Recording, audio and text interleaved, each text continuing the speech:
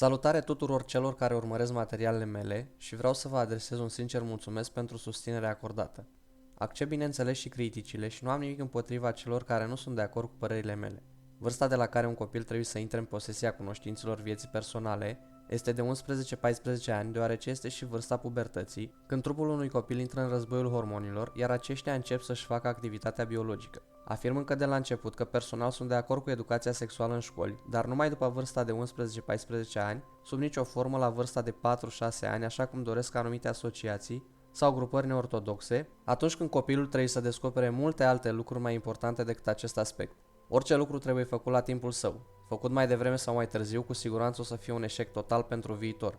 Trebuie să considerăm că încadrarea în mod obligatoriu a elevilor în programe de educație sexuală la o vârstă de 4-6 ani reprezintă un atentat asupra inocenței copiilor, împiedicând dezvoltarea lor firească și marcându-i pe aceștia pentru întreaga viață.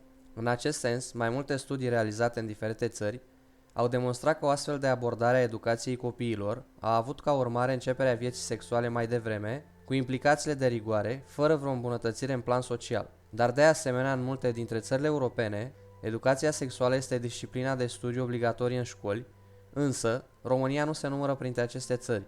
Nici în Marea Britanie, educația sexuală și a relațiilor nu este disciplină obligatorie, cu excepția școlilor de stat. Pe de altă parte, sondajele care se fac în stradă în rândul tinerilor, atât în România cât și în alte țări europene, indică faptul că majoritatea copiilor și adolescenților spun că orele de educație sexuală în școli i-ar face să se simtă mai siguri și mai confortabili în a aborda și a înțelege anumite subiecte considerate tabu. Unele canale TV susțin puternic că ai noștri copii, deja cu vârsta doar de 4-6 ani, trebuie să știe ce este un penis în erecție, ce este masturbarea, cum se face sexul între un băiat și o fetiță, cum se pune prezervativul și așa mai departe. Și că nu trebuie să decidă părinții ce se învață la școală, pentru că nici pentru a învăța algebra nu se cere acordul părinților. Ei susțin că asta înseamnă libertate. Legea drepturilor copilului spune că părinții au prioritate în a alege educația copiilor. Aceeași lege obligă însă autoritățile să deruleze, sistematic în școli, programe de educație sexuală. Soluția care a fost găsită în Germania în anii 70 a fost ca Curtea Federală Germană să decidă că atât școala cât și părinții au drepturi asupra educației copiilor. Drepturile lor în educație sunt egale, doar că în același timp statul are obligativitatea să informeze pe copii cu referire la teme legate de educația sexuală. Prin urmare, în practică, ce se întâmplă este că părinții sunt informați despre conținutul orelor de educație sexuală, dar nu au dreptul să-și retragă copiii de la orele de educație sexuală. Niciodată nu a fost mai pronunțat ca acum caracterul deschis al erei în care trăim, iar copiii noștri, în mod special adolescenții, cresc într-o eră complet digitalizată. Majoritatea copiilor pe care îi vedem astăzi în școli gimnaziale și cu atât mai mult adolescenții din licee au acces la un telefon smart și la internetul nelimitat pe telefoanele mobile sau pe tablete. Cu toții știu să intre pe Facebook, pe YouTube, cu toții știu să posteze sau să filmeze și să share-uiască informația online. Practic, cu toții sunt expuși din toate direcțiile unui volum uriaș de informație. O lege care prevede închisoarea până la 2 ani pentru profesorii care predau cursuri de educație sexuală fără acordul părinților a trecut aici de Senat și sunt mulți care cer ore obligatorii de educație sexuală în școli, ceea ce iarăși s-ar putea face tot printr-o lege. La fel sunt mulți și cei care însă se opun și cred că rolul familiei este să se ocupe de asta. Ce se întâmplă însă când nici familia, nici școala, nici nimeni nu vorbește despre sex? Exact ce s-a întâmplat în România. Fete de 14 sau chiar 12 ani devin mame. Avem cele mai multe mame minore din Europa. În ce măsură pot fi schimbate aceste realități prin educație sexuală? Cine ar trebui să se ocupe de asta? Și începând de când?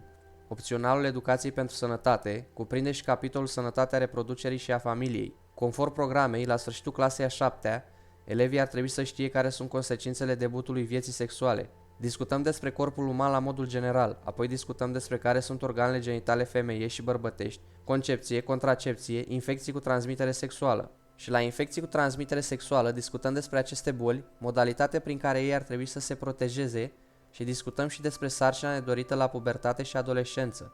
De exemplu, virusul HIV se poate transmite prin contact sexual neprotejat, prin cale sanguină, prin sarcina de la mamă la fătul nou-născut, prin ustensilele nesterilizate, precum seringi și prin alăptare. Este destul de greu de desfășurat acest opțional, pentru că îți trebuie material informativ, trebuie să pregătești lecțiile și cred că din această cauză, nepropunându-se de către profesor, nici elevii nu sunt informați. Pe de altă parte, este important ca și cadrul didactic să se simtă confortabil făcând acest opțional. Ori cadrele didactice fac parte din aceeași populație de adulți care nu au fost învățați și nu au fost dotați să vorbească în mod corespunzător despre aceste subiecte.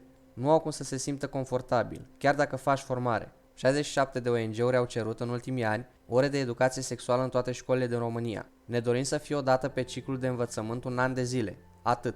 Copiii nu au nevoie de 12 ani de școală de educație pentru sănătate. Le este suficient să primească un an de zile, o oră pe săptămână pe ciclul de dezvoltare, adică odată la nivelul 1-4, odată la nivelul 5-8 și odată la nivelul 9-12.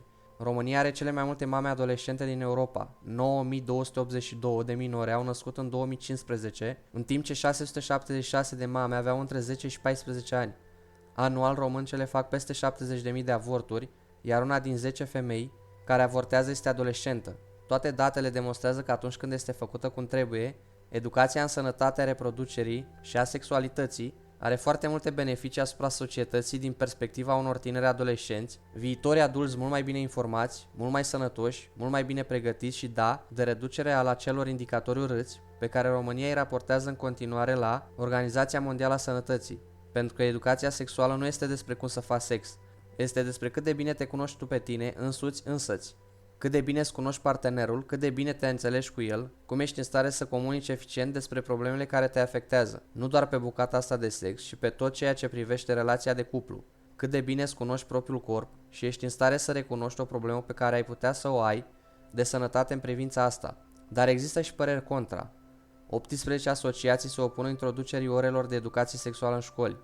A propune studierea unui materii, cum este educația sexuală în fiecare an al procesului de învățământ, este un lucru fără susținere logică, pentru că nu trebuie să fim experți în sexologie, nu trebuie să fim experți în patologii sexuale ca să fim oameni normali.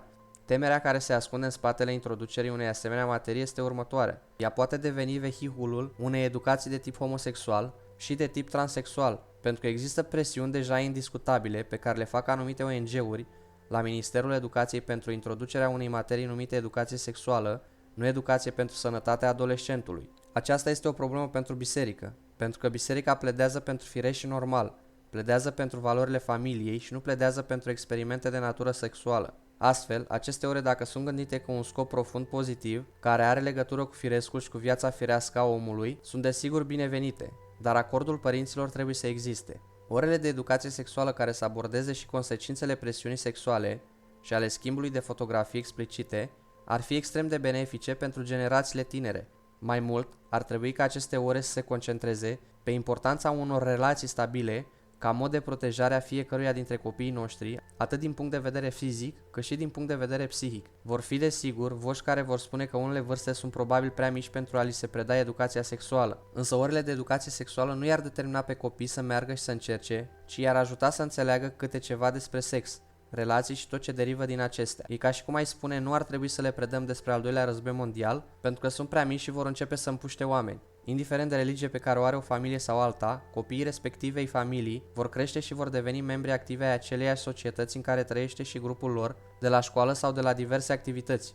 Dacă nu i-am lăsat să învețe despre educația sexuală și relațională, ar însemna să le creăm un dezavantaj serios, să izolăm, fie că este vorba despre un copil, o clasă sau despre o școală întreagă în care nu s-ar face ore de educație sexuală și să-i privăm de informații care i-ar putea ajuta să înțeleagă lumea adulților din jurul lor. Educația sexuală și relațională nu ar însemna promovarea vreunei convingeri sau comportament sexual, ci un mod de a ajuta pe acei tineri să înțeleagă lucrurile confuze și probabil chiar periculoase, la care sunt în mod constant expuși, fie că vrem, fie că nu vrem. Ignoranța nu este deloc o binecuvântare, cu atât mai mult în acest context. Într-o eră în care tinerii și copiii pot accesa totul și orice, cu un simplu click, sau pur și simplu jucându-se pe smartphone, oamenii care dețin puterea au o obligație față de acești copii. A nu controla tinerii sau a nu-i limita sau a promova ignoranță pe subiecte serioase, așa cum se întâmplă astăzi, înseamnă să îi lași să vină în contact cu materialele explicite, presiunea ale colegilor, influența media extrem de înclinată către sexualitate. Oricât de multe parole și coduri ar pune părinții device-urilor pe care le au acasă și oricât ar controla conținutul, în cele din urmă copiii tot vor fi expuși sexualității prin imagini pe care nu se pot face, că nu le văd și pe care nici măcar nu le vor înțelege. Voi ce părere aveți despre acest subiect? Vă aștept în secțiunea de comentarii cu părerile voastre. Până data viitoare, vă salut!